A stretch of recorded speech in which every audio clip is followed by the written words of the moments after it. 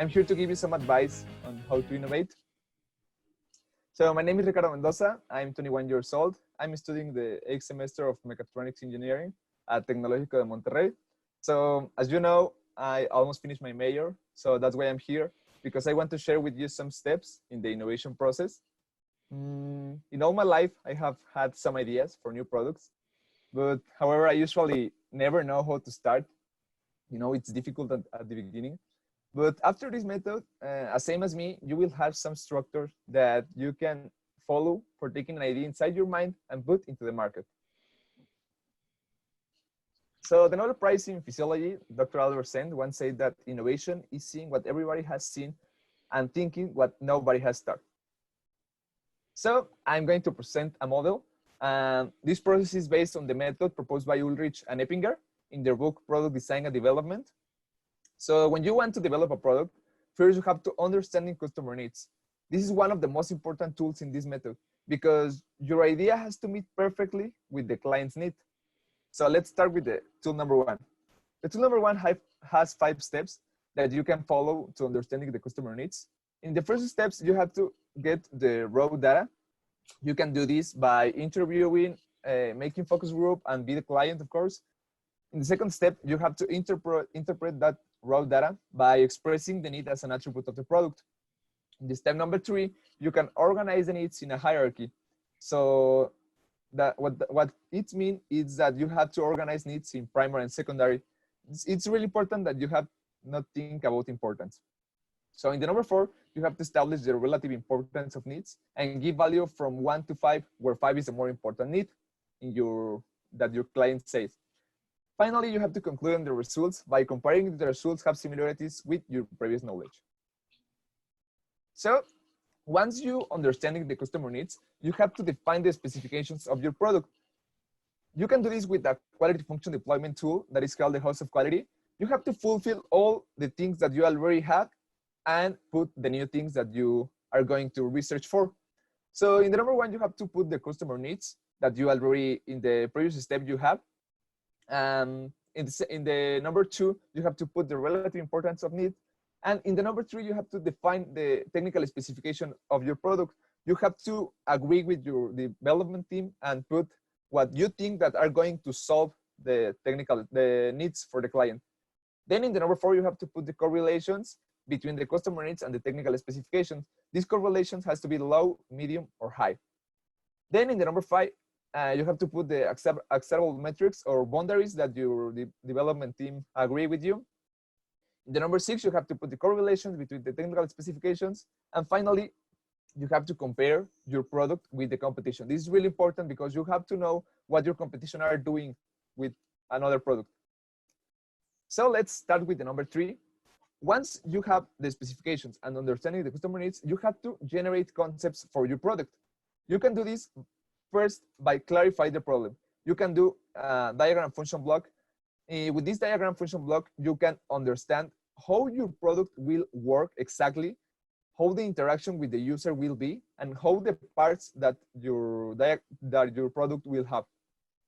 So you can, after you did your diagram function block, you can go ahead to the morphological matrix. This matrix is proposed options for solving the things that you already put in the diagram function block.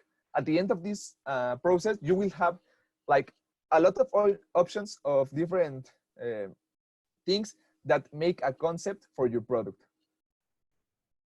Then you can go to the product architecture. The product architecture is basically an approximate geometry, so you can imagine how your product will be.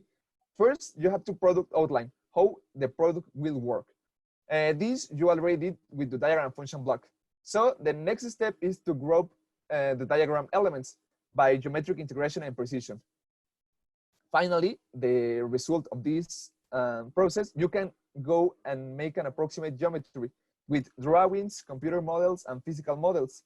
So you can see how all the parts in your product will be.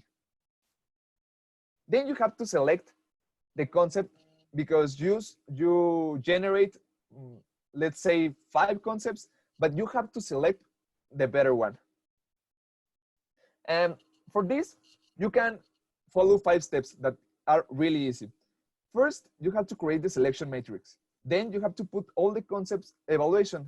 It means that you have to put all the things that you want to compare between your concepts. Then in the number 3, you have to sort the concepts. Then number 4, combine and upgrade the concepts. And finally, select one or more concepts. This method is really explained in the book Product Design and Development that I already said. So if you want more information about this, you could go to this book. Then you have to make a proof of concept. That means that the concept that you already selected, you have to know how it fits with the client's need. First, you have to propose the proof. What is the purpose of the proof? It means you have to select what are you going to have with this information. What are you expecting to have? Then in the second one, you have to choose your sample survey. That means you can go ahead and interview a group of people that is a bigger one or a smaller one. Then you have to select a type of survey. That means you can go interview, surveys, telephone call, whatever you want that helps you. Then you have to share the concept, measure the customer response, and conclude about the results. Then you can go to the prototyping. The prototyping is really important because it's an approach to the product in one or more dimensions of interest. Prototypes save a lot of money and make easier other steps of development. We are almost in the end. So after you prototype your product that you already selected, you can go to the robust design. The robust design means that the product works under non-ideal conditions. For doing this, you can follow 5 steps that are really easy. First, you have to identify your control factors, noise factor, and performance metrics. Then you have to formulate an objective function. In the step number 3, you have to develop the experimental plan. In the step number 4, run the experiment. And finally, you can carry out analysis and select reference points. You can repeat this process if necessary. Finally, we are almost to put our product into the market. So this end tool is the design, manufacturing, and assembly. This tool saves a lot of money for your company and save a lot of money for you, because you first have to follow 5 steps. Estimate the manufacturing costs, and then you have to reduce to step number 2 to step number 4, reduce the cost from assembly, components, and support. And then you have to consider the impact of your previous decision. I don't have like enough time to explain one step by itself, but you can go to the book that I already mentioned. So that's my presentation. If you have any questions, please go ahead. You can find me on my 2 emails, so be free to do that. That's the book. Ricardo, thank you so much. And I'm going to ask you to